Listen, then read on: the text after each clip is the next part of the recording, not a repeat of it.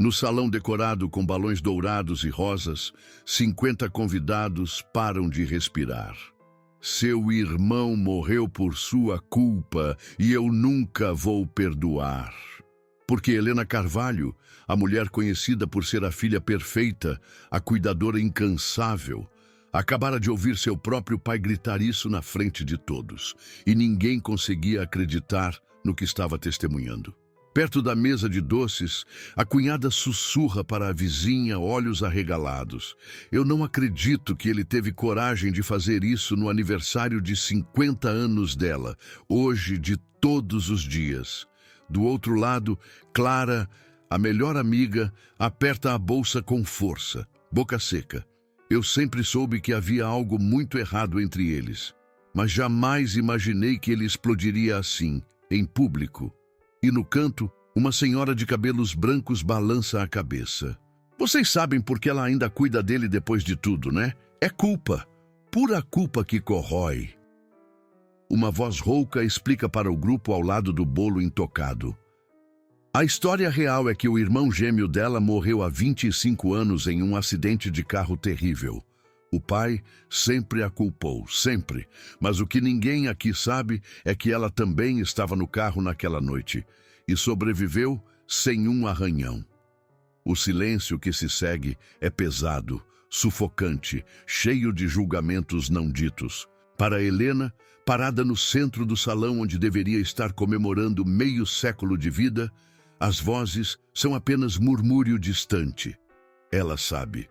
Sabe que cada olhar, cada sussurro, cada expressão de choque é sobre ela, sobre aquela noite, sobre Gabriel. O vestido azul que escolheu com tanto cuidado parece pesar toneladas agora. As lágrimas queimam atrás dos olhos, mas ela não deixa cair. Nunca deixa. Seu pai se afasta cambaleando, costas curvadas, mãos tremendo. O bolo de 3 andares permanece intocado. Os balões dourados parecem zombar dela. 50 anos, 25 deles vividos em penitência. Os convidados se lembram. Um ano atrás, Helena organizava o aniversário de 77 anos do pai com dedicação de uma filha devota. Cada detalhe perfeito. 6 meses atrás, quando Antônio teve um AVC leve, ela o trouxe para morar em sua casa sem hesitar, transformando o quarto de hóspedes em suíte adaptada. E hoje, nesta festa que deveria celebrar a vida dela, a bomba explodiu. A ferida que todos fingiam não ver foi escancarada para o mundo ver. Mas o que essas pessoas cochichando não sabiam, o que ninguém além de Helena sabia, eram as 3 verdades que a trouxeram até aqui. A verdade sobre por que ela estava no carro com Gabriel naquela noite fatídica. A verdade sobre as últimas palavras que seu irmão gêmeo sussurrou antes de fechar os olhos para sempre. E a verdade sobre por que ela nunca, em 25 anos, se defendeu da acusação mortal de seu pai. A história real começou muito antes deste salão, muito antes desta humilhação pública. Inscreva-se agora.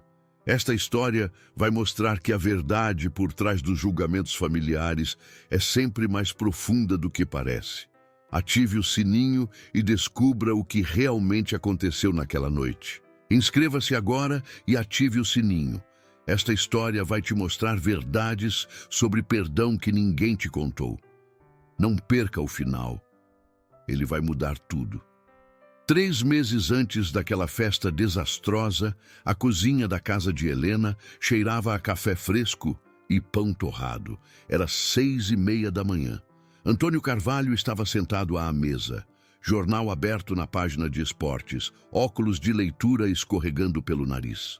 Helena colocava a xícara de porcelana azul na frente dele, a mesma xícara que ele usava havia 30 anos, aquela que pertencera à esposa falecida. 3 colheres de açúcar, sem perguntar. Leite morno, nunca fervido. Ela conhecia cada preferência, cada hábito, cada silêncio. Antônio pegou a xícara sem olhar para ela, um resmungo baixo que poderia ser obrigado ou apenas o som da manhã. Helena sorriu de qualquer forma. aquele sorriso pequeno e cansado de quem aprendeu a se contentar com migalhas. Sentou-se do outro lado da mesa com sua própria xícara, café preto e frio, porque sempre servia o pai primeiro. O rádio tocava baixinho uma música antiga. Por 3 minutos, talvez 4, houve algo parecido com paz. Ele comentou sobre o time de futebol. Ela respondeu, opinião cuidadosa, nada que pudesse irritá-lo. Ele quase sorriu. Quase. Eram nesses momentos que Helena se agarrava, pequenas migalhas de normalidade em uma relação construída sobre ruínas. Essa era a dança deles. Ele permitia ser cuidado, ela cuidava com devoção silenciosa. Nunca havia agradecimentos verbais, mas ele aceitava o café, a comida, os remédios organizados em caixinhas coloridas. Ela antecipava necessidades antes que ele verbalizasse. Quando ele franzia a testa, Helena sabia que a dor nas costas tinha voltado e já pegava o remédio. Quando ele suspirava olhando pela janela, ela sabia que estava pensando em Gabriel e desaparecia discretamente para não testemunhar a dor que ele nunca compartilhava com ela. Era assim havia 6 meses, desde que Antônio veio morar ali após o pequeno AVC. Antes disso, eram telefonemas diários, visitas 3 vezes por semana, sempre Helena indo até ele, nunca o contrário. Agora dividiam o mesmo teto, mas permaneciam em planetas separados, orbitando em torno do fantasma de Gabriel. Helena revelava-se em pequenos gestos, no modo como tocava o ombro do pai ao passar, levemente testando se ele recuaria. No tom de voz eternamente baixo e cuidadoso, como se falasse com alguém à beira de desmoronar. No sacrifício automático de servir no prato dele as melhores porções, guardando para si o que sobrava. Ela lia o humor de Antônio no jeito que ele segurava o jornal. Relaxado significava dia tolerável. Amassado entre os dedos significava que a tempestade interna estava vindo e ela deveria andar nas pontas dos pés. Helena nunca mencionava Gabriel diretamente, mas deixava a foto dele na sala, flores frescas ao lado todo domingo, um altar silencioso ao filho que ele perdera e a culpa que ele depositara sobre ela.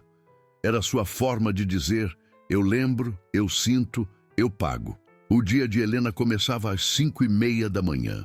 Acordava pensando no pai. Ele dormiu bem, tomou água durante a noite, precisa trocar os lençóis, preparava o café especial, verificava a pressão arterial dele, organizava os 4 comprimidos que ele tomava no desjejum. Depois, vestia-se às pressas para o trabalho na papelaria do centro, onde trabalhava no administrativo havia 23 anos. Ligava na hora do almoço para ter certeza de que ele tinha comido a marmita que deixara pronta. Voltava correndo às 5:30 da tarde. Parava no mercado se faltasse algo que ele gostava. Entrava em casa, já tirando os sapatos para não fazer barulho. Jantavam juntos às 7, televisão ligada para preencher o silêncio. Às 9, ela verificava se ele tinha tomado os remédios da noite. Só ia dormir depois que ouvia a respiração pesada dele do outro quarto. Sua vida inteira cabia nos espaços entre cuidar de Antônio. As pessoas a conheciam assim. Helena, a filha que cuida do pai viúvo. Helena, a irmã que ficou. Sua identidade estava entrelaçada com o papel que desempenhava. No trabalho, colegas perguntavam primeiro sobre Antônio, só depois sobre ela. Na igreja, era apresentada como a moça que sacrificou a própria vida para cuidar do pai. Ela não tinha vida fora disso. 3 homens tentaram namorá-la ao longo dos anos. 3 vezes, ela recusou com desculpas sobre não ter tempo, sobre o pai precisar dela. A verdade era mais dura. Ela não achava que merecia ser amada. Sua maior qualidade era a lealdade extrema, cuidado sacrificial, que beirava o masoquismo. Seu maior defeito era não saber existir sem estar pagando uma dívida impagável. A história começara, na verdade, 27 anos atrás, não 25, quando Helena tinha 23 anos e perdera a mãe, Dona Lúcia, para um câncer fulminante. Foram 6 meses entre diagnóstico e morte, 6 meses em que Helena largou a faculdade de pedagogia para cuidar dela, enquanto Gabriel continuava a vida, viajando a trabalho, construindo carreira. Ninguém o culpou. Era homem, tinha que trabalhar. Mas Helena era filha. Lugar de filha era ao lado da mãe doente. Quando Lúcia morreu, foi nos braços de Helena, não de Gabriel. E 2 anos depois, quando Gabriel morreu naquele acidente, a mãe de Helena já não estava lá para suavizar a culpa que Antônio despejou sobre a filha que sobreviveu. Helena jurou então diante do túmulo dos dois que cuidaria do pai até o fim, que compensaria de alguma forma o filho que ele perdera. Construiu muros emocionais com o resto do mundo, mas deixou-se completamente exposta ao pai, esperando que um dia, algum dia, ele a absolvesse. O sonho de Helena não era individual, nunca fora. Ela não sonhava em viajar, ou casar, ou ter filhos. Sonhava apenas com uma frase: "Não foi sua culpa, filha, eu te perdoo." Sonhava com o dia em que o pai a olharia com ternura, ao invés de remorso mal disfarçado. Na gaveta da mesinha de cabeceira, guardava uma foto antiga, poída de tanto ser tocada. Os 4 juntos. Antônio jovem e sorridente, Lúcia linda com vestido florido e os gêmeos com 7 anos de idade, Gabriel com o braço em volta do ombro de Helena, bochechas coladas. Família completa, família feliz. Era para essa foto que Helena olhava todas as noites antes de dormir, sussurrando como uma oração: "Um dia vamos estar bem de novo." Sua felicidade estava inteiramente depositada em conseguir, de alguma forma, fazer o pai voltar a amá-la. A casa onde viviam era a casa de Helena, comprada com suor de 15 anos de trabalho, mas tinha sido remodelada para ser a casa de Antônio.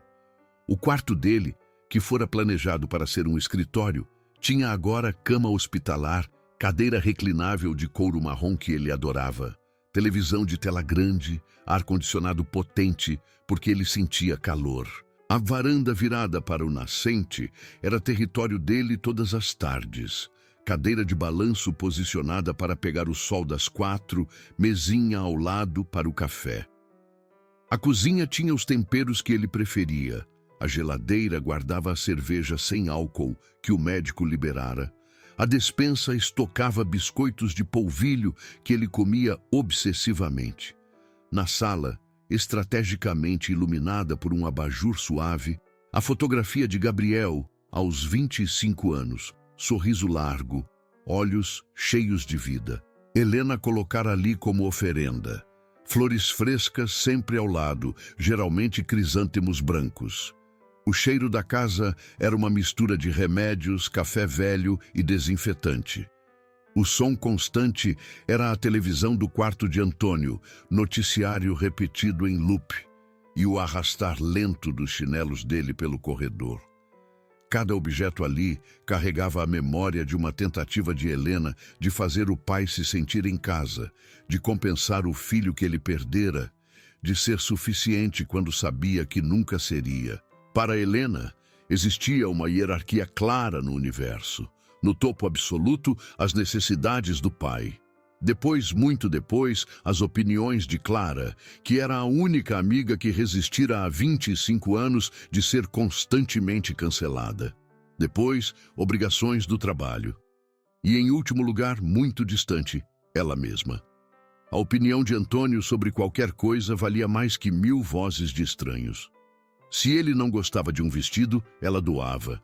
Se ele reclamava de algum barulho, ela silenciava. Outros relacionamentos, românticos ou não, orbitavam ao redor, mas nunca tinham permissão de entrar. Helena construíra uma vida que girava em torno de um único sol, e esse sol era um homem que queimava mais do que aquecia. Havia regras não escritas. Nunca mencionar Gabriel pelo nome, sempre seu irmão, se absolutamente necessário, sempre estar disponível quando o pai chamava, não importava o horário, aceitar os silêncios prolongados como punição merecida, nunca questionar, nunca exigir explicação, nunca chorar na frente dele, nunca mostrar fraqueza, nunca reclamar. Proteger Antônio de qualquer preocupação externa, mentir se necessário, esconder problemas próprios. Essas regras governavam cada interação, cada palavra, cada movimento. Mas 2 semanas antes da festa, algo rachou. Helena estava preparando o almoço, distraída com a panela de feijão, quando mencionou sem pensar: 15 de março está chegando. A data, a maldita data que marcava tanto o aniversário dela quanto a morte de Gabriel. Antônio estava passando pela cozinha. Parou como se tivesse levado um tiro, virou-se lentamente, olhos estreitados. "O que você disse?" A voz era gelo. Helena percebeu o erro imediatamente, mãos tremendo. "Nada, pai, desculpa, eu não..." Mas ele já tinha virado as costas, caminhado para o quarto, batido a porta. Silêncio. Por 3 dias inteiros, Antônio não dirigiu uma palavra a Helena. Comia o que ela servia, mas olhava através dela como se fosse vidro. Helena repetia para si mesma: "Foi só meu descuido, minha falha." Amanhã volta ao normal. E eventualmente voltou, uma versão tensa e frágil do normal. Mas a fissura tinha aparecido. Poucos dias depois, nova tensão. O médico de Antônio, Dr. Oliveira, recomendou fisioterapia mais intensiva. 3 vezes por semana na clínica, exercícios diários em casa, esforço real para recuperar mobilidade. Antônio recusou categoricamente. "Não preciso disso, estou bem." Mas não estava. Helena via a dificuldade crescente para levantar da cadeira, a mão esquerda cada vez menos responsiva. Ela tentou convencer, suavemente. Depois insistiu um pouco mais e ele explodiu. "Você não manda em mim." Bateu o copo na mesa, água espalhando. Helena recuou, pedindo desculpas. Ligou para o médico, depois escondida no banheiro, e mentiu. "Ele está cooperando, doutor, fazendo os exercícios direitinho." A primeira mentira para protegê-lo de constrangimento médico. Não sabia ainda que mentiras pequenas criam consequências grandes. Mas houve um momento, um único momento dourado na semana anterior à festa. Helena estava na varanda, pendurando roupa no varal. Antônio sentado na cadeira de balanço dele, sol da tarde iluminando o rosto. Um pássaro pousou no parapeito, um bem-te-vi gordo e barulhento. Antônio comentou: "Olha esse atrevido." Helena riu, um riso real e leve. "Ele vem aqui todo dia, acho que quer morar com a gente." Antônio soltou um som que se aproximava de risada. Por talvez 90 segundos, conversaram sobre o pássaro, sobre o calor, sobre nada importante. E naqueles 90 segundos, Helena sentiu algo que não sentia havia anos: leveza. Se soubesse que aquela seria a última vez que ouviria algo parecido com a risada de seu pai, teria gravado na memória cada detalhe, cada segundo. Quando ele se levantou para entrar, passou por ela e, sem olhar, tocou a mão dela. 2 segundos de contato. Talvez acidente, talvez não. Helena guardou aquele toque como quem guarda joia rara. Foi justamente essa conexão frágil, essa identidade completamente entrelaçada com a busca impossível de perdão, que tornaria o que estava prestes a acontecer não apenas doloroso, mas devastador. Porque quando você constrói sua existência inteira sobre a esperança de ser perdoada, o que acontece quando esse perdão é negado publicamente? 5 dias antes da festa que destruiria tudo, Helena chegou em casa carregando sacolas do mercado e encontrou um envelope cor-de-rosa sobre a mesa da cozinha.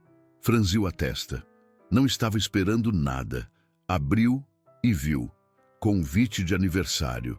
Seu aniversário. 50 anos. Clara tinha organizado uma festa surpresa. O convite era lindo, papel texturizado, letras douradas, detalhes elegantes. Helena sentiu o coração apertar, metade gratidão, metade pânico. Leu a data, 15 de março. Claro, seu aniversário. Mas também congelou. 15 de março era a data da morte de Gabriel. Como não tinha percebido? Como Clara não tinha percebido? Ouviu passos atrás dela. Antônio entrou na cozinha, pegando o copo para a água, olhou distraído para o convite na mão dela. O que é isso? A voz dele era neutra, mas Helena conhecia os tons. Clara organizou uma festinha para meu aniversário, pai. Eu não sabia. Ele pegou o convite da mão dela devagar, leu. Os olhos fixaram na data. O maxilar travou. A cor sumiu do rosto. 15 de março. Não era pergunta, era acusação. Helena sentiu o mundo desabar. Pai, eu não escolhi a data. Foi Clara. Eu posso cancelar. Não precisa ter festa nenhuma. Sua voz saía aguda, desesperada. Antônio jogou o convite na mesa como se queimasse. Você vai comemorar no dia que seu irmão morreu? Virou as costas e saiu. A porta do quarto bateu com força suficiente para fazer o quadro da parede tremer. Helena ficou parada, convite rosa zombando dela na mesa.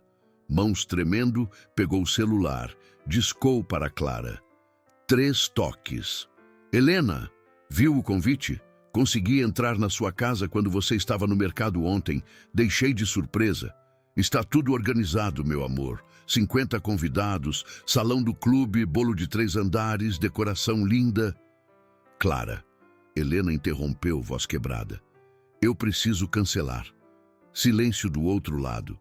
O quê? Por quê? A data, Clara. É 15 de março. É o dia que Gabriel morreu. Meu pai, ele não vai aceitar. Não posso fazer isso com ele. Clara suspirou fundo. Aquele suspiro carregado de anos de frustração. Helena, amor, é o seu aniversário. Você tem direito de comemorar. Não nessa data. Não posso desrespeitar a memória do meu irmão. Tem que cancelar. A urgência no tom de Helena era palpável. Clara argumentou, mas já enviei 50 convites. Já reservei o salão. Já encomendei o bolo. Teria que ser com pelo menos 1 mês de antecedência. Então desmarca. Diz que eu estou doente. Diz que meu pai está doente. Inventa qualquer coisa. Por favor, Clara. A mentira saiu naturalmente. Uma solução que parecia perfeita no momento. Clara relutou, mas eventualmente cedeu. Está bem, vou ver o que posso fazer. Quando desligou, Helena sentiu alívio temporário. Resolvido. Voltaria ao normal. Faria um jantar simples com o pai no dia, sem celebração, sem desrespeito à memória de Gabriel. Ela tinha consertado o problema. Ou pensava que tinha. 2 dias depois, o telefone de Helena tocou durante o expediente na papelaria. Tia Beatriz. A voz da mulher estava carregada de preocupação. Helena, querida, acabei de falar com a Clara.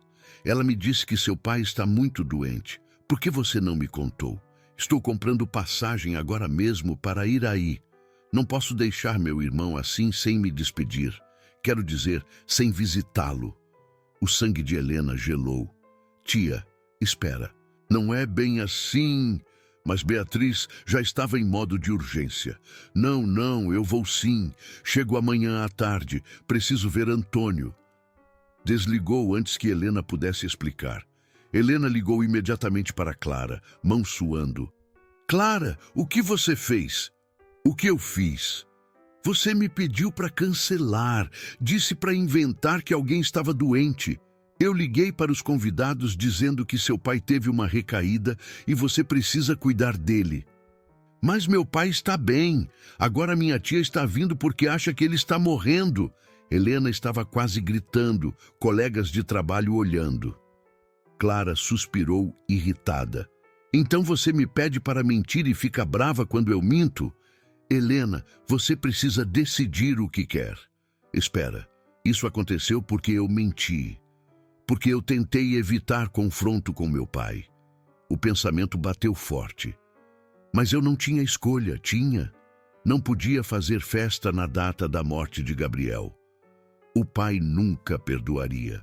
Mesmo assim, agora essa mentira tinha vida própria. Helena tentou racionalizar. Posso consertar isso também. Vou ligar para a tia Beatriz. Vou explicar que foi mal entendido pequeno, que pai está bem, que foi só precaução. Ligou para a tia naquela noite. Tia, olha, acho que houve um exagero. O pai não está tão mal assim. Foi só um cansaço, já está melhorando. Mas Beatriz não estava convencida. Helena, eu conheço você. Conheço meu irmão. Se você cancelou sua própria festa de 50 anos, é porque a situação é grave. Já comprei passagem. Chego amanhã às 3 da tarde. Pânico subindo. Helena se mexeu rápido, pensando menos, agindo no desespero. Tia, você não precisa gastar com passagem. Olha, foi realmente só um susto. O médico disse que está tudo controlado, escavando o buraco mais fundo a cada palavra. Mesmo assim vou. Preciso ver com meus próprios olhos. Desligou. Helena sentou no chão da sala, cabeça entre as mãos. O que eu fiz? Criou mentira para esconder problema. E agora a mentira estava criando problema maior. Ouviu a porta do quarto do pai abrir. Antônio apareceu no corredor. Com quem você estava falando? Tensão na voz. Com ninguém, pai. Só uma amiga do trabalho. Mas mentira. Ele olhou para ela com aquela expressão que Helena conhecia bem. Desconfiança. Voltou para o quarto sem mais perguntas. Mas a semente estava plantada. No dia seguinte, Helena saiu mais cedo do trabalho para interceptar a tia Beatriz antes que ela chegasse em casa. Mas quando abriu a porta às 2h30, Beatriz já estava lá, sentada na sala com Antônio, os dois tomando café. O pai parecia, bem, saudável, conversando normalmente. Beatriz levantou quando viu Helena, expressão confusa. Helena, querida, seu pai parece ótimo. Clara disse que ele tinha tido uma recaída séria. Antônio franziu a testa. Recaída? Que recaída? Olhou para Helena. Do que ela está falando? O chão se abrindo. Foi um mal-entendido, pai. Clara entendeu errado. Mas Beatriz estava juntando as peças. Espera, você cancelou a festa dizendo que ele estava doente, mas ele não está? Helena não conseguia formar palavras. A verdade saindo à força. Eu não queria fazer festa no dia 15 de março, por causa do Gabriel. Então você mentiu? Antônio levantou, voz subindo. Você disse que eu estava doente? Fez sua tia vir até aqui acreditando que eu estava morrendo? Não foi assim, pai. Mas Antônio não estava ouvindo. Ele estava vermelho, veias saltando no pescoço. Beatriz tentou acalmar. Antônio, senta. Não é bom para sua pressão. Mas o estrago estava feito. E então, como se o universo conspirasse para o desastre perfeito, o celular de Helena tocou. Clara. Helena, preciso te avisar. Não consegui cancelar a festa. O salão disse que perderia o depósito e o bolo já está encomendado. Os convidados... Alguns disseram que vão mesmo assim, porque já tinham se programado. A festa vai acontecer, querendo você ou não. Vão estar lá amanhã, 15 de março, 7 da noite. Desculpa. Desligou. Helena ficou congelada, telefone na mão. Antônio tinha ouvido. A festa não foi cancelada? A voz dele era perigosamente baixa. Depois de tudo isso, de mentir, de enganar sua tia, a festa vai acontecer mesmo assim? No dia da morte do seu irmão? Pai, eu não sabia. Eu tentei cancelar. Mas ele já estava caminhando para o quarto. Você sempre foi egoísta, sempre pensou só em você. A porta bateu. Beatriz olhou para Helena com mistura de pena e decepção. Eu vou para o hotel. Saiu sem se despedir. Helena passou a noite em claro. A situação tinha saído completamente de controle. Mentira sobre mentira, consequência sobre consequência. Problema 1 levou a problema 2, que levou a problema 3, que agora convergiam em tempestade perfeita. Seu pai a odiava mais do que nunca. Sua tia estava decepcionada e a maldita festa ia acontecer pronta ou não. Na manhã do dia 15 de março, Helena acordou com náusea. Tentou uma última vez. Bateu na porta do quarto do pai. Pai, por favor, eu não vou na festa. Vou ficar aqui com o senhor. A gente pode jantar juntos, tranquilos, só nós dois. Silêncio. Depois, a voz dele atravessou a porta. Faça o que quiser. Você sempre faz. Não era permissão. Era desistência. Pior que raiva. Às 6 da tarde, Clara apareceu na porta com vestido e maquiagem na mão. Você vai. Eu não fiz tudo isso para você não aparecer. Praticamente arrastou Helena para o banheiro. A vestiu. A maquiou como se preparasse corpo para velório. Helena olhou no espelho e não reconheceu a mulher ali. Vestido azul, cabelo arrumado, maquiagem perfeita. Mas os olhos estavam mortos. Às 7h15, chegaram ao salão. Estava lindo. Balões dourados e rosa, mesa de doces, bolo de 3 andares, amigos e conhecidos por todo lado. Todos gritaram, surpresa! Quando ela entrou, mas Helena mal ouviu. Estava procurando, e então viu Antônio, no canto do salão. Clara tinha convidado ele. Tentativa de reconciliação, mas a expressão no rosto dele não era de reconciliação, era de traição absoluta.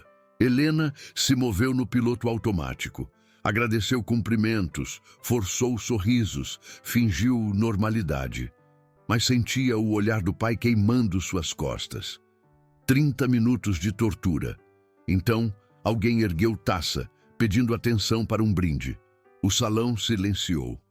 E Antônio, do canto onde estava, cambaleou para a frente. As pessoas abriram caminho.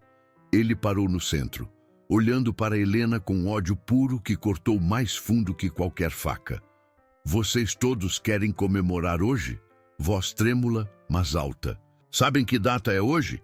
25 anos atrás, hoje meu filho morreu. Gabriel morreu. E ela apontou o dedo tremendo para Helena. Ela estava lá, no carro, e sobreviveu. O salão prendeu a respiração. E hoje ela quer festa, quer celebração? Voz quebrando. Seu irmão morreu por sua culpa e eu nunca vou perdoar. O grito ecoou. 50 pares de olhos em Helena. Antônio se afastou cambaleando. A festa morreu. O bolo permaneceu intocado. Helena ficou paralisada no centro do salão, mundo desmoronando, efeito dominó completo. Uma mentira pequena tinha levado a isso. Uma tentativa de proteger tinha causado destruição total. Todo esse tempo, enquanto Helena estava tentando salvar a relação com o pai, protegê-lo, honrar a memória de Gabriel, a verdade era que cada decisão a afundava mais. E agora, na frente de todos que conhecia, a ferida de 25 anos tinha sido escancarada, relação central despedaçada, confiança quebrada. Helena percebeu, tarde demais, que tentativa de proteger tinha causado mais dano que a verdade jamais causaria. Eu fiz tudo errado. Cada escolha, cada mentira, cada sacrifício tinha levado a este momento. Humilhação pública, rejeição definitiva. E o pior, ela não sabia se algum dia conseguiria se recuperar disso. Mas o que Helena não sabia era que por trás de tudo que tinha acontecido, escondida nas sombras daquele acidente de 25 anos atrás, havia uma verdade muito mais profunda. E nos dias seguintes, enquanto tentaria juntar os pedaços de uma vida destruída, essa verdade começaria a emergir e mudaria tudo o que ela pensava saber sobre culpa, sobre Gabriel, sobre si mesma. Me conta nos comentários de qual cidade você está assistindo. Leio todos e respondo com carinho. E deixa aquele like se essa história está tocando seu coração.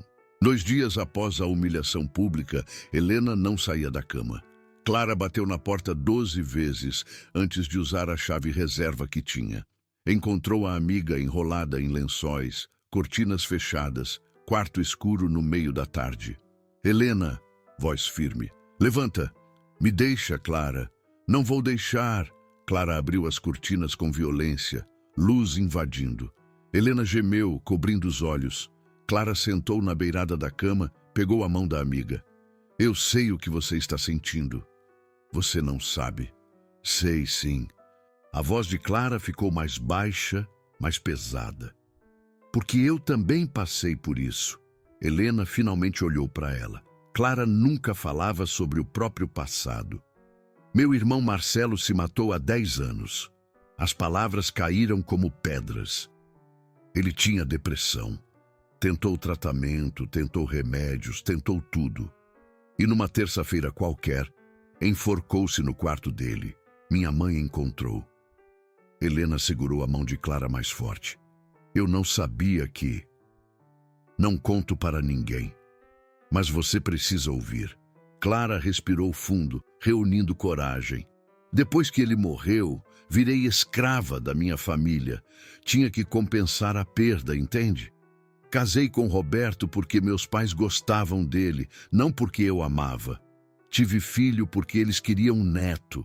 Larguei trabalho dos sonhos para cuidar da minha mãe. Passei 15 anos vivendo para fazer meus pais felizes de novo, como se eu pudesse ressuscitar Marcelo sendo perfeita. Lágrimas escorriam pelo rosto de Clara agora. E sabe o que descobri? Que nada que eu fizesse traria meu irmão de volta, e que meus pais nunca mais seriam felizes daquele jeito, e que eu estava matando a mim mesma por nada. Como você saiu disso? Helena sussurrou. Terapia, muito choro e uma decisão. Ou eu me soltava da culpa ou morria junto com Marcelo. Escolhi viver. Me divorciei de Roberto. Voltei a trabalhar. Estabeleci limites com meus pais. E sabe o que aconteceu? Eles sobreviveram.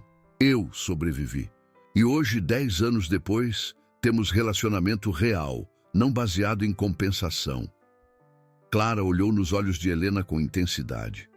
Helena, você está fazendo exatamente o que eu fiz, vivendo em penitência, achando que se sofrer o suficiente, seu pai vai te perdoar. Mas ele não vai. Não porque você não merece, mas porque ele escolheu não perdoar. E isso não é sobre você, é sobre ele não conseguir soltar Gabriel. A lição estava ali, oferecida, mas Helena ainda não conseguia pegá-la. Eu preciso continuar tentando. Não, amor, você precisa se soltar. Mas Helena virou o rosto. Não estava pronta. Naquela noite, sozinha de novo, Helena foi até o armário e tirou da última gaveta uma caixa de sapatos velha. Dentro, guardada há 25 anos, uma pulseira de couro trançado. A pulseira que Gabriel usava no pulso na noite do acidente. A única coisa que ela tinha guardado. O resto, Antônio havia queimado ou doado, incapaz de suportar as lembranças. Mas Helena tinha escondido isso.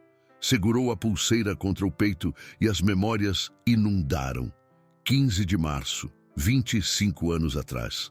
Helena tinha 25 anos. Gabriel também. Gêmeos que tinham completado aniversário naquele mesmo dia pela manhã. Festa simples em casa, bolo de chocolate, 25 velhinhas.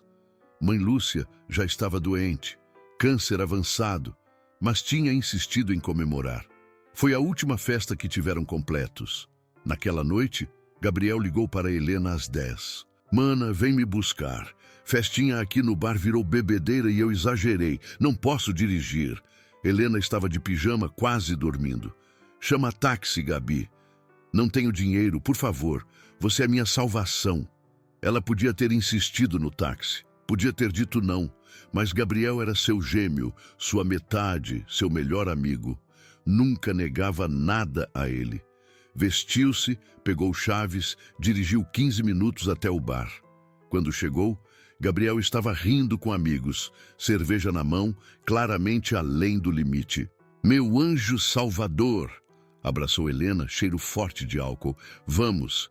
Ela foi até o carro dele. Cadê a chave? Ele procurou bolsos, achou, mas não deu a ela. Eu dirijo. Gabriel, você bebeu. Estou bem, só foram umas cervejas. Me dá a chave. Ela estendeu a mão. Ele riu. Você se preocupa demais, mana. Relaxa. E entrou no lado do motorista. Helena ficou parada no estacionamento. Podia ter insistido mais. Podia ter chamado táxi para os dois e deixado o carro lá. Podia ter ligado para o pai. Mas Gabriel já estava ligando o motor, acenando pela janela. Entra ou fica? Ela entrou. Primeira culpa. Não lutou mais. Estrada escura, pouco movimento. Gabriel dirigindo rápido demais, rindo, contando histórias sobre algo que aconteceu na festa. Helena pedindo para diminuir velocidade. Gabi, vai mais devagar. Tá tudo bem. Mas não estava. Curva fechada apareceu repentinamente. Gabriel tentou virar, mas tarde demais. Carro saiu da estrada. Barulho de metal amassando. Vidro estilhaçando. Mundo girando. E então, silêncio. Helena abriu os olhos, airbag no rosto, gosto de sangue na boca, dor no ombro, mais viva. Virou para o lado. Gabriel, preso. Volante esmagado contra peito. Sangue. Muito sangue. Olhos abertos, fixos nela. Gabi. Voz dela saindo rouca. Mana. A voz dele tão fraca. Não foi culpa sua. Diz pro pai. Tentando falar mais sangue enchendo boca. Gabi. Não. Espera, socorro está vindo. Helena tentando alcançá-lo, cinto travado. Sons de sirene ao longe. Diz pro pai. Gabriel repetindo, olhos desesperados. E então nada. Os olhos dele ficaram vazios, parados. Helena gritou até garganta rasgar, mas Gabriel já não estava mais ali. Paramédicos tiraram ela do carro. Ferimentos leves. Milagre. Do outro lado, cortavam metal para tirar Gabriel. Tarde demais. Antônio chegou correndo, rosto desesperado. Viu Helena de pé, médico enfaixando o braço dela. Viu a maca com Gabriel coberto. Desmoronou. E quando levantou, olhou para Helena com algo que ela nunca tinha visto antes nos olhos do pai. Ódio. Por que você não morreu no lugar dele? Sussurrado.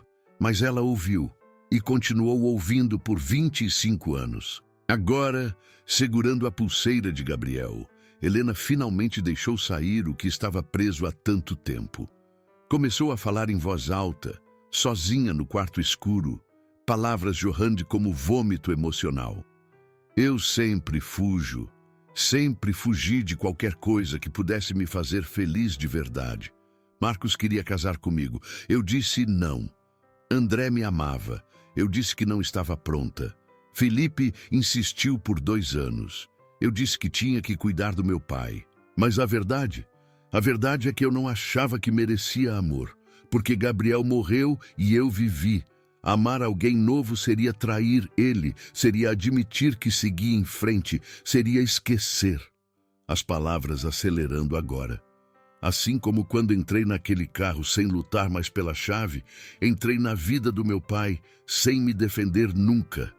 Aceitei a raiva dele, aceitei a culpa, aceitei tudo porque no fundo, eu também me culpo. Voz quebrando. E se Gabriel não ia me defender naquelas últimas palavras? E se ele ia dizer pro pai que foi minha culpa por não ter impedido ele de dirigir? Eu nunca vou saber. E isso me mata todo dia, soluçando agora. A verdade é que eu também estou com raiva do Gabriel por ter bebido, por ter insistido em dirigir, por ter me colocado naquela situação. Do meu pai por me punir por sobreviver, por escolher o filho morto em vez da filha viva.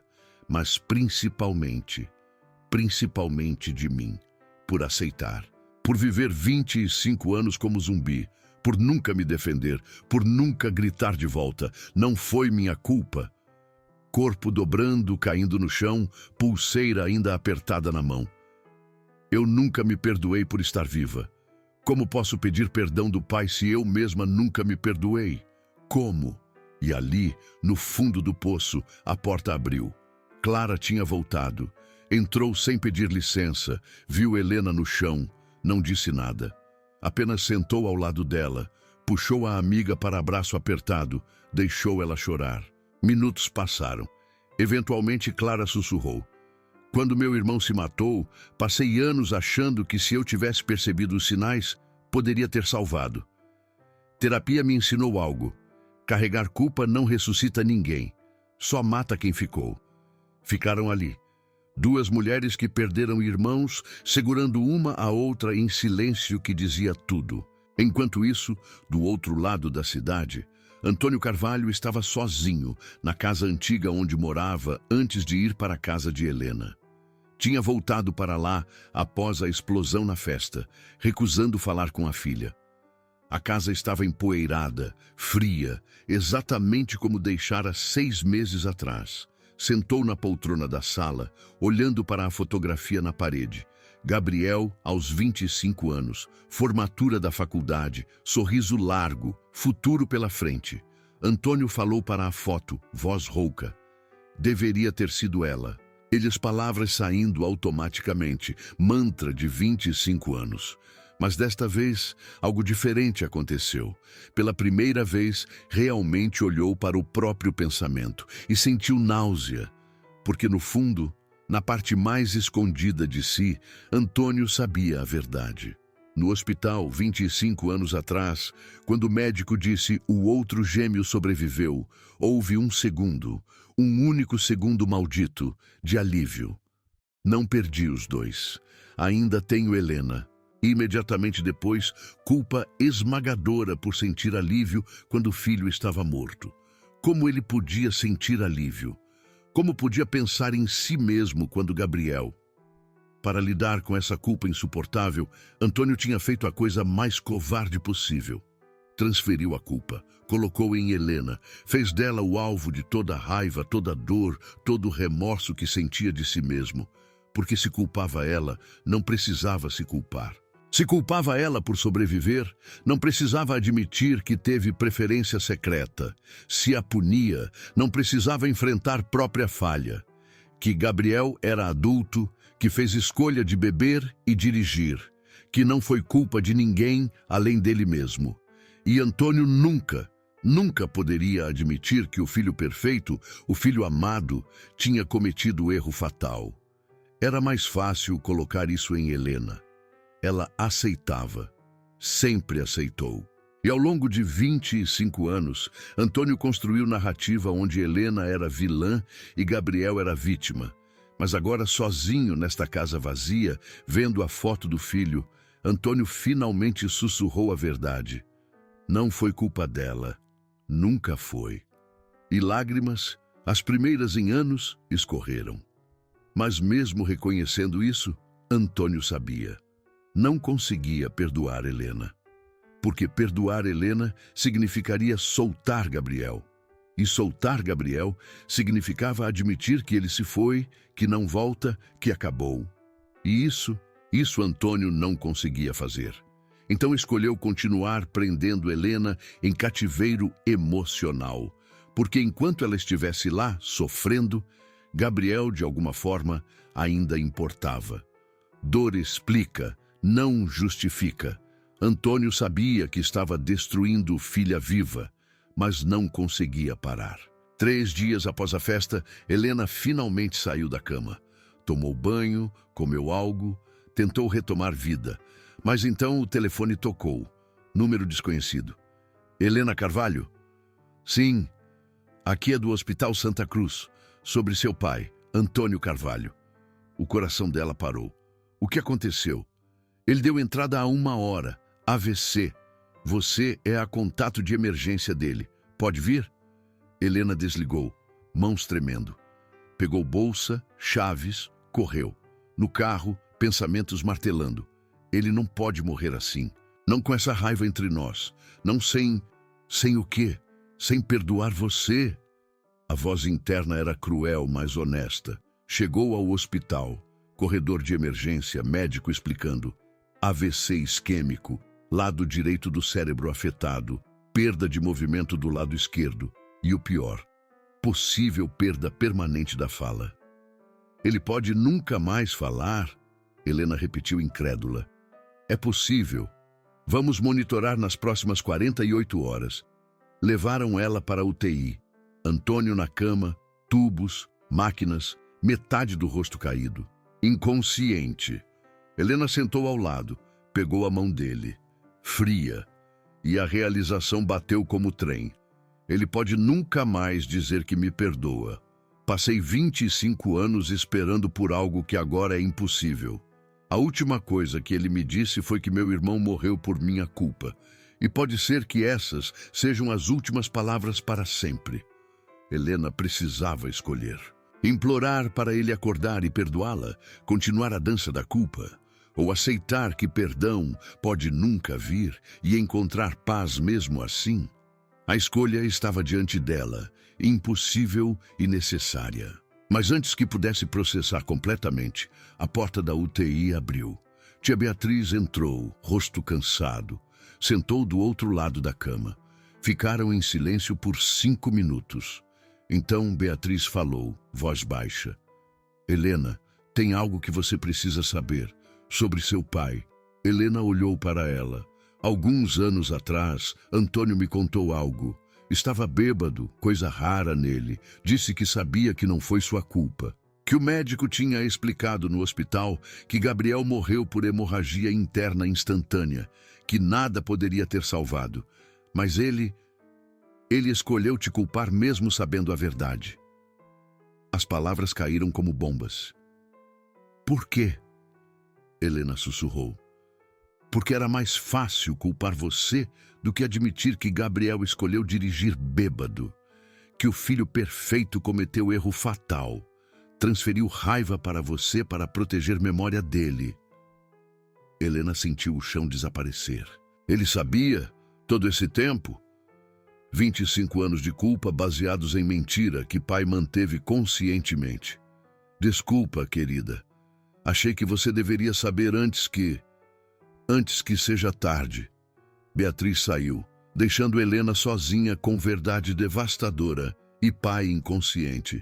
A verdade liberta, mas também queima. Helena finalmente entendeu.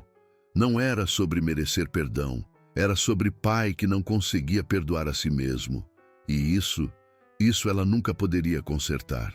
Milhares de mulheres vivem esperando perdão que nunca virá de pais, maridos, filhos, que escolheram mantê-las em culpa. Deixe sua cidade e emoção que está sentindo. Vamos nos fortalecer juntas. 48 horas depois da internação, Antônio abriu os olhos. Helena estava ao lado da cama, exausta, sem ter dormido direito.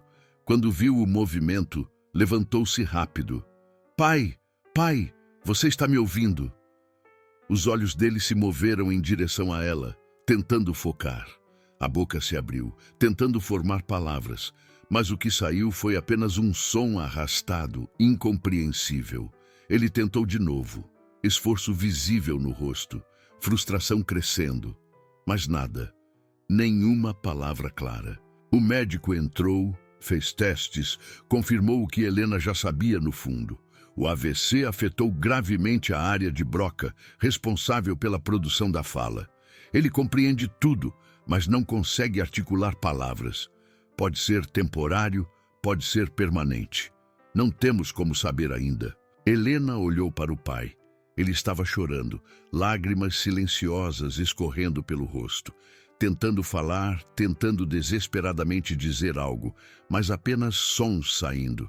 E ela soube, com certeza absoluta e devastadora, nunca ouviria "eu te perdoo" da boca dele. 25 anos, esperando por 3 palavras que agora eram impossíveis.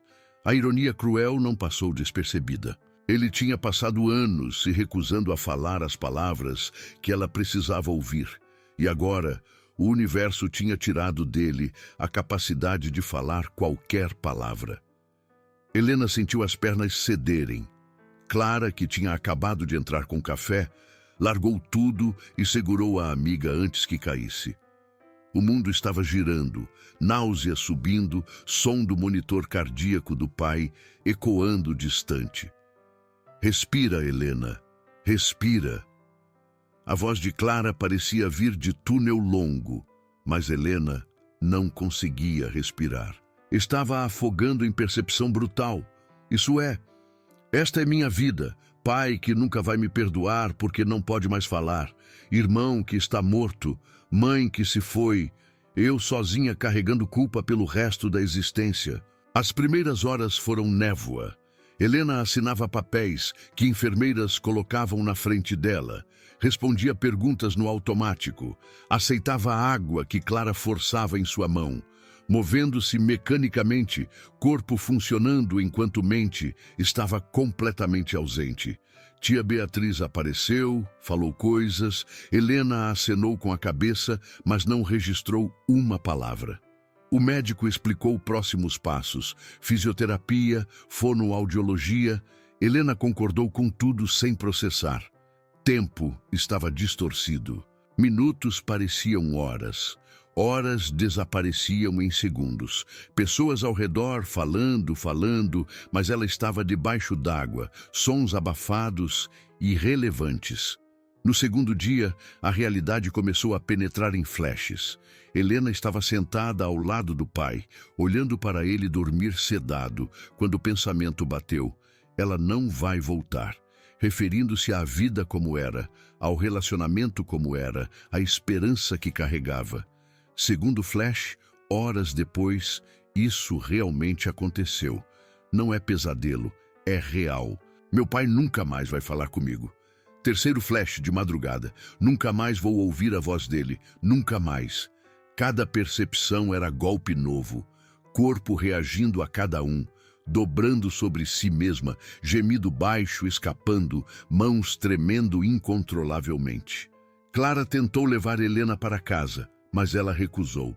Não posso deixá-lo sozinho. Helena, você precisa descansar.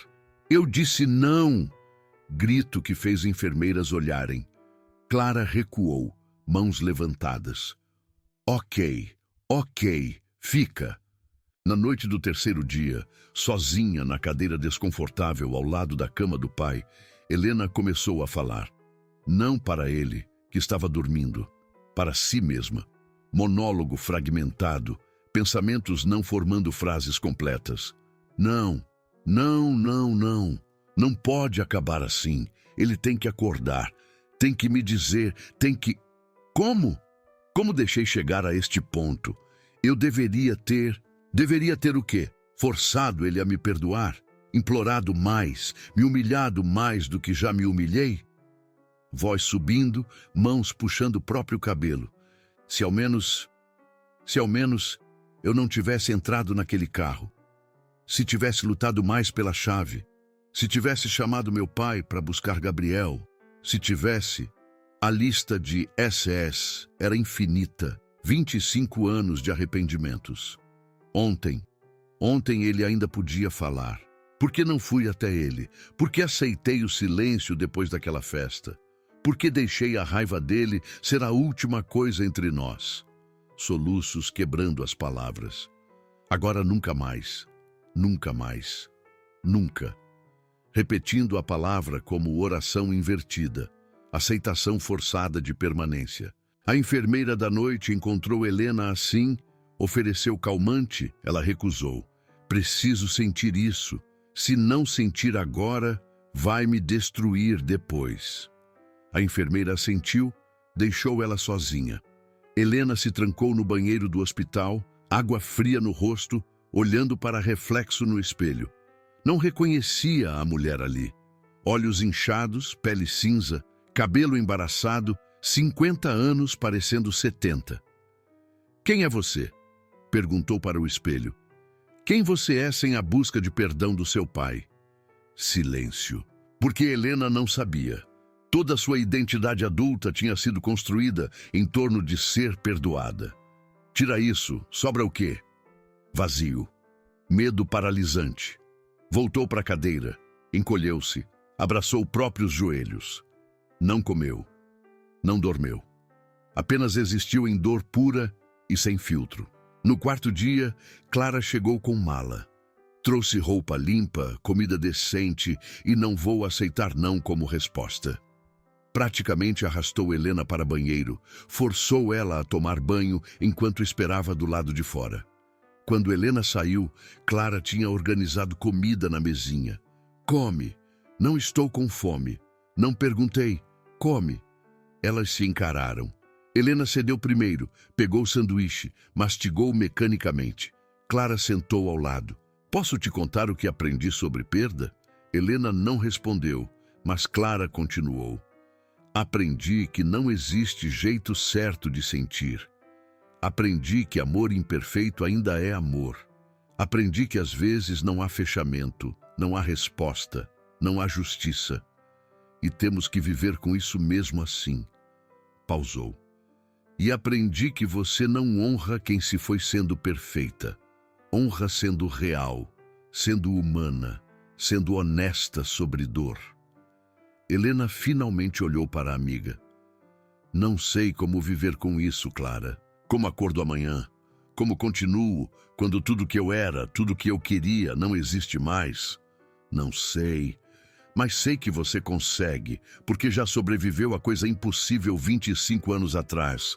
E vai sobreviver a essa também. Naquela noite, Helena fez algo que não fazia há anos. Pegou papel e caneta da bolsa e começou a escrever. Carta para Gabriel. Gabi, hoje faz 25 anos e 3 dias que você se foi. E hoje descobri que nunca vou ter as respostas que preciso. O pai nunca vai me perdoar porque não pode mais falar. E você se foi antes de terminar suas últimas palavras. Não sei se ia me defender ou me culpar. Vivi toda a vida adulta na incerteza e estou cansada. Mão tremendo, mas continuando. Preciso te dizer coisas. Estou com raiva de você. Por ter bebido, por ter insistido em dirigir, por ter me colocado naquela situação impossível, por ter morrido e me deixado sozinha carregando isso. Sei que é injusto ter raiva de morto, mas tenho. E preciso admitir. Lágrimas borrando tinta. Mas também te amo. Sempre vou amar. Você era minha metade, meu gêmeo, meu melhor amigo. E sua morte me quebrou de formas que nem sei explicar. Passei 25 anos tentando pagar dívida que talvez nunca tive. Deixei de viver porque senti que não merecia se você não podia. Respiração profunda. Mas não posso mais. Não posso continuar assim. Preciso soltar você, Gabi. Preciso soltar o pai. Preciso soltar a culpa. Porque se não soltar, vou morrer também. Talvez não fisicamente, mas morrerei do mesmo jeito. Assinou, dobrou o papel, guardou no bolso junto com pulseira de Gabriel. Não era perdão completo, não era cura milagrosa, mas era semente, primeira semente pequena de aceitação. Não vai ficar bem, mas posso ficar diferente. No 5º dia, Helena teve conversa silenciosa consigo mesma. Sentada na cadeira, pai dormindo ao lado, ela reconheceu a escolha. Posso deixar isso me destruir completamente.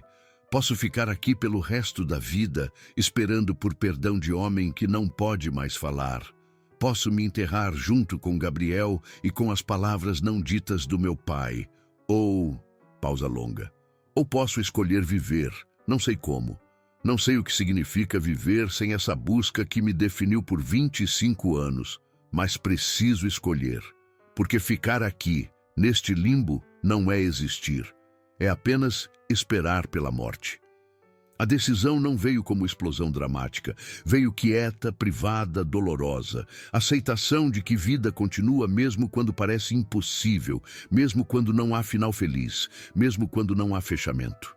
Helena definiu o que viver com isso significaria. Vou cuidar do meu pai enquanto ele precisar. Não por culpa, mas porque escolho. Porque ele é meu pai e eu o amo, apesar de tudo. Vou honrar Gabriel vivendo de verdade, não apenas existindo em penitência. Vou começar terapia. Clara sugeriu há anos, sempre recusei, mas agora preciso. Vou aprender a viver com culpa, ao invés de deixar culpa me controlar. Pequenos passos. Não eram planos grandiosos de vingança ou conquista. Eram planos simples e honestos de sobrevivência. Vou acordar amanhã, vou tomar banho, vou comer, vou fazer o que posso fazer, não porque conserta algo, mas porque é o que posso fazer por mim. Levantou-se da cadeira, caminhou até a cama do pai. Ele estava acordado, olhos abertos, olhando para ela. Helena beijou a testa dele devagar, deliberado. Sussurrou. Eu te amo, pai. E vou ficar bem. Mesmo que você não possa me dizer que está orgulhoso, mesmo que não possa me perdoar, eu vou ficar bem. Não hoje, não amanhã, mas eventualmente. Lágrima única escorreu pelo rosto de Antônio. Mão dele, a que ainda tinha movimento, levantou-se tremendo. Tocou o rosto de Helena por 2 segundos. Não era perdão, mas era algo. Helena segurou a mão dele, apertou de volta, depois soltou. Pegou bolsa, virou-se para sair do quarto. Cada passo em direção à porta era ato de coragem, deixando lugar seguro de dor conhecida. Retorno ao mundo significava viver com incerteza, com perguntas sem resposta, com feridas que nunca fechariam completamente. Mas significava viver. E naquele momento, isso era suficiente. Quando estava abrindo a porta, a enfermeira entrou apressada. Senhorita Helena, tem alguém procurando pela senhora na recepção? Um doutor Roberto Mendes. Diz que foi médico que atendeu seu irmão há 25 anos. Diz que tem algo importante para contar sobre aquela noite. Helena congelou, coração acelerando, mundo parando. Dr. Mendes, o médico da emergência, depois de 25 anos? Ele está aqui agora? Sim, na sala de espera. Helena olhou de volta para o pai, para a enfermeira, para o corredor. Algo dentro dela sabia. O que esse homem tem para dizer vai mudar tudo. Eu vou para lá. Helena desceu para a sala de espera com pernas trêmulas. Dr. Roberto Mendes estava sentado próximo à janela. Homem de cabelos grisalhos, óculos de armação fina, aparência cansada de quem carrega peso há muito tempo. Quando viu Helena se aproximar, levantou-se. Senhorita Helena Carvalho? Voz grave, mas gentil. Sim. Sou Roberto Mendes. Fui o médico plantonista que atendeu você e seu irmão Gabriel na noite de 15 de março, 25 anos atrás. O nome do irmão, dito em voz alta por estranho, fez Helena cambalear levemente. Eu sei quem o senhor é. A enfermeira disse que tem algo importante para me contar. Ele acenou. Tem, mas não aqui. Podemos conversar em lugar mais privado? Helena o levou para a pequena sala de atendimento vazia. Sentaram-se frente a frente. O médico respirou fundo, reunindo palavras que claramente ensaiara. Durante 25 anos, carreguei informação que protocolo médico da época não me permitiu revelar. Mas me aposentei. E antes de morrer, preciso que você saiba a verdade sobre aquela noite. Helena sentiu o coração disparar. Que verdade? Dr. Mendes tirou o envelope amarelado do bolso. Trouxe cópia do laudo da autópsia de Gabriel. Na época, foi arquivado sem que família tivesse acesso completo porque havia investigação policial sobre acidente. Depois, foi esquecido no sistema. Abriu o envelope, mostrou papéis antigos. Helena, Gabriel não morreu por causa do acidente. Ele tinha aneurisma cerebral congênito não diagnosticado, bomba relógio na cabeça que poderia ter rompido a qualquer momento, dirigindo, dormindo, rindo, andando na rua. As palavras entraram devagar, cérebro de Helena processando cada sílaba. O que o senhor está dizendo? Estou dizendo que o aneurisma rompeu primeiro. Foi por isso que ele perdeu o controle do carro. Gabriel já estava morrendo antes da colisão. O acidente aconteceu porque ele teve hemorragia cerebral súbita ao volante. A batida não o matou. Ele já estava morto neurologicamente quando bateu na árvore. Helena não conseguia respirar. Então, não importava se eu tivesse pegado a chave, se ele não tivesse bebido? Não. O aneurisma ia romper de qualquer forma. Poderia ter sido naquele dia, poderia ser semana depois, mas quando rompe, é instantâneo e fatal. Gabriel tinha, no máximo, dias de vida. Vocês não sabiam, ele não sabia, ninguém sabia. O mundo de Helena desmoronou e reconstruiu em segundos. 25 anos de culpa baseados em premissa falsa. Eu não matei meu irmão. Voz dela saindo em sussurro quebrado. Você nunca matou seu irmão. Gabriel morreu por condição médica que ninguém poderia prever ou prevenir. E preciso te dizer mais. Dr. Mendes segurou mão dela com gentileza de avô. As últimas palavras dele: "Não foi culpa sua", diz para o pai. Eu estava lá quando ele disse isso. Eu ouvi. E ele estava certo. Não foi culpa sua. Nunca foi. Helena começou a tremer, corpo inteiro sacudindo. Porque o senhor não contou isso antes? Por que deixou minha família acreditar? Porque o laudo completo só ficou pronto semanas depois, quando vocês já tinham enterrado Gabriel e estavam em luto profundo. E na época, protocolo era não abrir laudos para famílias a menos que solicitado oficialmente. Seu pai nunca solicitou. Presumo que não queria saber detalhes. E eu era médico jovem, segui protocolo. Mas carreguei essa informação como pedra por 25 anos. Quando vi seu nome no sistema hospitalar hoje, cuidando de Antônio Carvalho, soube que era a hora. Helena não sabia se ria ou chorava. Fez os dois. Som estranho saindo, mistura de soluço e risada histérica. 25 anos. 25 anos, eu achei que... Não conseguiu terminar. Dr. Mendes ficou quieto, deixando ela processar. Minutos passaram. Eventualmente, Helena limpou o rosto, olhou para o médico com olhos vermelhos, mas claros. Meu pai sabe disso? Não sei. Se leu o laudo completo na época, talvez. Mas a maioria das famílias não lê laudos técnicos. Ficam com explicação simplificada da polícia. Acidente de carro, vítima fatal. Helena levantou, precisava se mover, precisava fazer algo com energia frenética correndo nas veias. Preciso contar para ele, preciso... Helena! Dr. Mendes levantou também. Seu pai teve AVC. Não pode falar. Você me contar isso agora vai mudar algo para ele? Ela parou. Pensou. Não, não vai. Ele não pode me pedir desculpas. Não pode retirar 25 anos de culpa que colocou em mim. Não pode desfazer nada.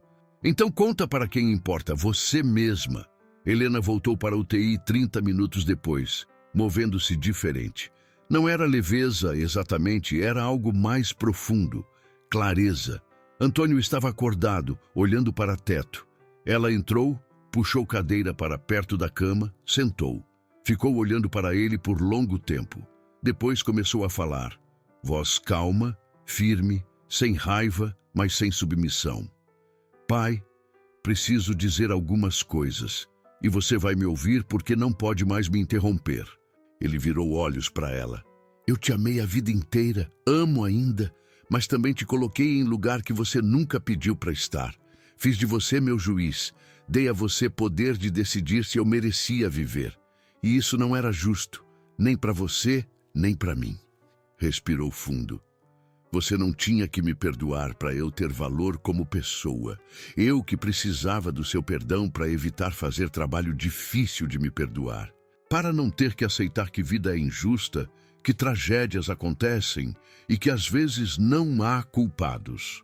Continuou. Palavras saindo mais rápido agora. Mas acabei de descobrir algo. Gabriel não morreu por minha causa. Não morreu porque entrei no carro. Não morreu porque ele bebeu.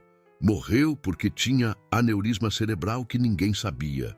Bomba relógio que ia explodir de qualquer forma. E sabe o que isso significa? Que 25 anos de culpa, 25 anos de penitência, 25 anos da minha vida desperdiçados foram baseados em mentira. Lágrima escorreu pelo rosto de Antônio. Amor de verdade não conserta tragédias, pai. Amor apenas existe. Com toda dor, com toda raiva, com toda imperfeição. E eu não deixei nosso amor ser real nos últimos 25 anos. Fingi que cuidar era suficiente. Mas nunca falamos sobre Gabriel de verdade. Nunca choramos juntos. Nunca dividimos a dor. Eu apenas aceitei sua raiva como punição merecida. Helena segurou mão do pai, a que ainda tinha movimento. Me desculpa. Me desculpa por não ter salvado Gabriel daquela condição médica que ninguém sabia que existia. Me desculpa por ter sobrevivido quando você claramente preferia que fosse eu. Me desculpa por ter deixado você me punir porque eu também achava que merecia.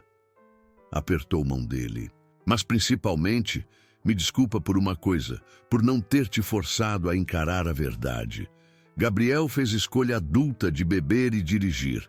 Ele colocou a própria vida e a minha em risco. E mesmo que o aneurisma fosse a causa real, a escolha dele não foi inocente. E você nunca quis admitir isso porque precisava que ele fosse perfeito. Eu deixei você manter essa ilusão. E ao deixar, nós dois ficamos presos. Soltou mão dele devagar. Mas acabou. 25 anos de prisão acabaram. Não porque você me libertou, porque eu estou me libertando. Levantou-se, caminhou até a janela, olhou para a cidade lá fora. Luzes acendendo com o cair da noite, vida acontecendo, indiferente à dor dela. Virou-se de volta para pai. Vou continuar cuidando de você, porque te amo, porque és meu pai, mas não vou mais fazer isso carregando culpa. Vou fazer porque escolho, não porque devo. Entende a diferença? Antônio tinha lágrimas escorrendo agora, livres, silenciosas. Com esforço enorme, levantou mão, apontou para ela, depois para o próprio peito, tentando dizer algo. Helena entendeu. Você também me ama? É isso? Ele acenou com cabeça, movimento pequeno, mas claro. Eu sei, pai. Sempre soube. Mas amor sem perdão, amor sem honestidade, amor sem liberdade, sufoca e quase me matou. Ela se aproximou, pegou pulseira de Gabriel do bolso, a pulseira que carregara por 25 anos como cilício. Colocou no pulso do pai, no que ainda tinha movimento. Ele sempre foi seu filho preferido. Está tudo bem. Pode ficar com ele agora. Eu vou viver minha vida. Não mais a vida de substituta, de penitente, de culpada. Minha vida. Pegou foto que sempre carregava na carteira. Os 4 juntos, família completa. Deixou na mesinha de cabeceira ao lado do pai. Esse era quem éramos antes da tragédia nos quebrar. E vou honrar essa família não me quebrando mais. Vou honrar Gabriel vivendo. Vou honrar mamãe sendo feliz. E vou honrar você, te soltando. Beijou a testa dele, longa, deliberada. Sussurrou. Te amo. Sempre vou amar. Mas não posso mais deixar que seu amor condicional defina meu valor. Quando se afastou, Antônio estava chorando sem som, corpo tremendo. Não era pedido de desculpas, não era perdão, mas era reconhecimento. Era liberação mútua. Clara estava esperando no corredor quando Helena saiu. Não disse nada, apenas abriu braços. Helena entrou no abraço, deixou-se ser segurada. Você conseguiu. Clara sussurrou. Conseguiu o quê? Se soltou. Vi nos seus olhos. Você finalmente se soltou. Helena assentiu contra o ombro da amiga. Não está bem, Clara. Nada está bem. Meu pai nunca vai poder me pedir desculpas. Gabriel está morto. 25 anos não voltam. Mas eu estou livre. E isso, de alguma forma estranha, é suficiente. Tia Beatriz se aproximou. Tinha ouvido parte da conversa de fora do quarto. Abraçou Helena sem palavras. As 3 mulheres ficaram ali, corredor de hospital, testemunhas silenciosas de transformação. Não havia celebração, não havia aplausos. Apenas reconhecimento quieto de força, que nasce de aceitar o inaceitável. Helena finalmente sentia algo que não sentia há 25 anos. Solidão que não era punição. Estava sozinha não por abandono, mas por escolha. E pela primeira vez na vida adulta, isso não assustava. Assustava menos, pelo menos. 3 dias depois, Helena estava em casa, sua casa, silenciosa agora sem o pai, fazendo café. Apenas um café para ela, olhando o jardim pela janela. Sem urgência, sem culpa corroendo, sem necessidade de preencher vazio com penitência. Simplesmente sendo. A vida não era o que tinha planejado. Pai em hospital permanente, irmão morto, 50 anos sozinha.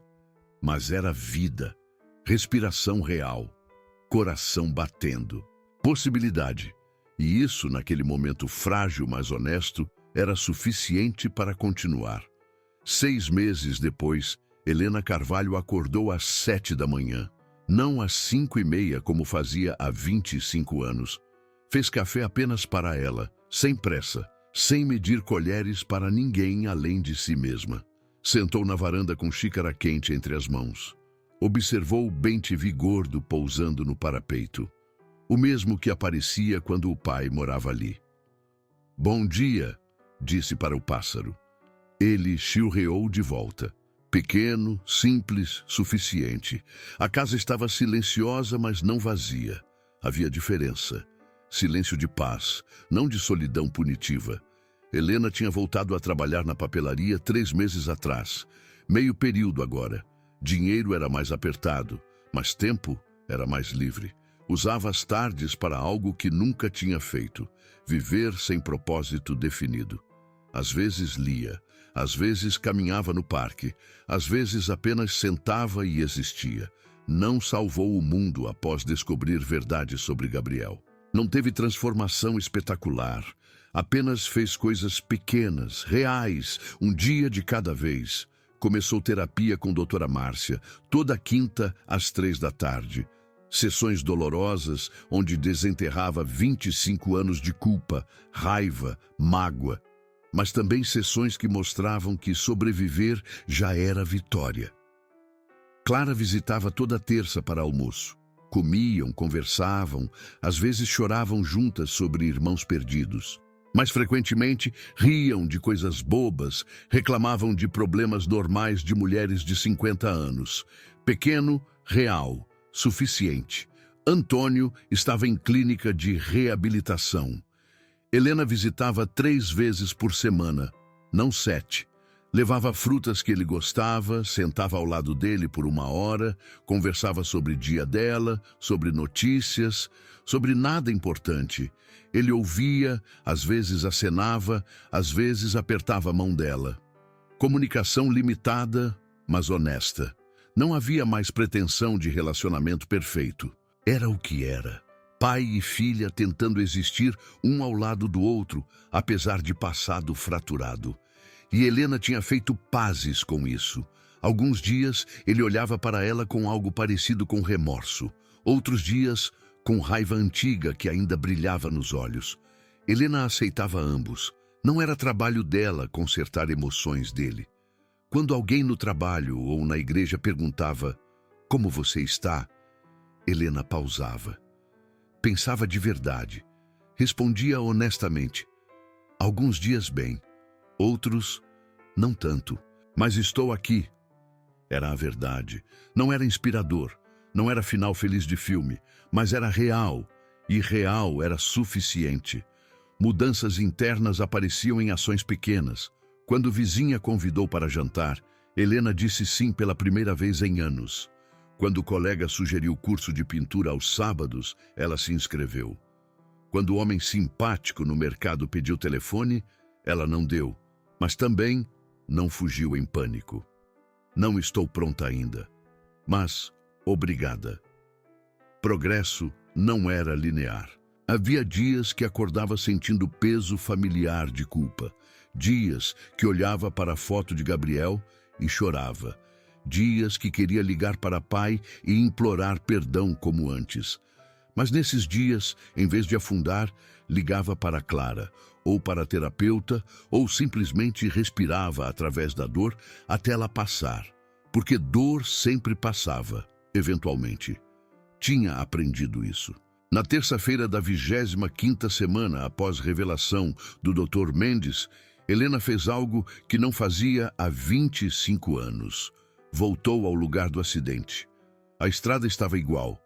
Curva fechada, árvore ainda marcada onde carro de Gabriel tinha batido. Sol de fim de tarde iluminando o asfalto. Helena desceu do carro, caminhou até marca na árvore, passou dedos sobre cicatriz antiga na casca. Estava sozinha, sem plateia, sem testemunhas. Movimento interno, não externo. Tirou do bolso 2 papéis. Cartas, uma para Gabriel, uma para si mesma aos 25 anos. Leu em voz alta para a estrada vazia. Gabriel, você não foi perfeito. Bebeu, fez escolhas ruins, me colocou em situação impossível, mas também foi meu melhor amigo, meu gêmeo, minha outra metade. E te perdoo pelas escolhas, e me perdoo por não ter te salvado de algo que ninguém poderia salvar. Dobrou carta, enterrou aos pés da árvore. Helena, de 25 anos, você vai sofrer muito. Vai carregar culpa que não é sua por tempo longo demais. Vai deixar de viver porque vai achar que não merece. Mas quero que saiba, você sobrevive. E um dia você vai perceber que sobreviver também é forma de honrar quem se foi. Enterrou segunda carta ao lado da primeira. Ficou parada ali por 10 minutos, vento mexendo o cabelo, sol aquecendo o rosto. Não houve momento catártico de cura completa. Não houve voz divina absolvendo. Apenas mulher de 50 anos, parada em estrada, fazendo paz com o passado que não pode mudar. E isso era suficiente. Quando voltou para carro, viu Beatriz encostada nele esperando. Helena tinha pedido para ela vir, mas não sabia se viria. Tia, sobrinha, abraçaram em silêncio. Seu pai perguntou por você ontem. Beatriz disse baixo. Não com palavras, mas apontou para a foto sua que deixei no quarto dele. E acho que ele sente falta. Do jeito dele, quebrado, ele sente. Helena acenou. Eu também sinto falta, do pai que ele era antes. Mas não posso mais viver esperando que ele volte a ser aquilo. Eu sei, e acho que no fundo ele também sabe. Dirigiram de volta juntas, Beatriz contando histórias de quando Helena e Gabriel eram crianças. Boas memórias, antes da tragédia. Helena ouvia, ria, chorava um pouco, permitindo-se sentir tudo sem julgamento.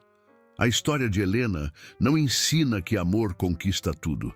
Ensina que às vezes amor não é suficiente para curar certas feridas e que está tudo bem admitir isso. Ensina que você pode fazer tudo certo e ainda perder. Que pode carregar culpa por anos e descobrir que nunca foi sua para começar. E que essa descoberta não apaga anos perdidos, mas pode libertar os anos que restam. Ensina que paz não é ausência de dor. É capacidade de sentar com dor, reconhecê-la e não deixar que ela seja tudo que você é. Ensina que força não é não quebrar. É juntar pedaços, mesmo que não se encaixem perfeitamente, aceitar rachaduras e continuar. Ensina que vida raramente é a que planejamos. Mas pode ter beleza mesmo imperfeita, mesmo fraturada, mesmo sem final feliz de contos de fadas. Quantas de nós carregamos culpas que não são nossas? Relações que não terminaram como deveriam? Perdões que esperamos, mas nunca vêm? A história de Helena nos diz: você não precisa ser perdoada por outro para se libertar. Não precisa que pai, mãe, irmão, marido, filho admitam erro para você seguir em frente. Não precisa de fechamento perfeito para começar novo capítulo. Às vezes, culpa é apenas circunstância cruel que você carregou por bondade ou medo. E soltá-la, mesmo sem bênção de quem a colocou em você, é ato mais corajoso que existe. Sobreviver à perda, à injustiça, a anos desperdiçados e escolher viver mesmo assim, isso já é heroísmo. Você não está sozinha em viver vida imperfeita. Nenhuma de nós está. E você já carregou culpa por anos e descobriu que nunca foi sua? Já esperou por perdão que percebeu nunca virá? Já fez pazes com passado que não pode mudar e presente que não é o que sonhou? Conte nos comentários, não sua história de vitória perfeita, mas sua história de aceitação imperfeita. De como aprendeu a viver com rachaduras, de como escolheu continuar mesmo quando o final feliz não veio. Outras mulheres precisam saber que paz é possível mesmo sem resolução completa, que você pode ser forte e quebrada ao mesmo tempo. Se inscreva no canal, Deixe seu like, compartilhe com alguém que precisa ouvir que está tudo bem não estar totalmente bem. Semana que vem tem história nova. Lembre-se, você não precisa estar inteira para ser corajosa.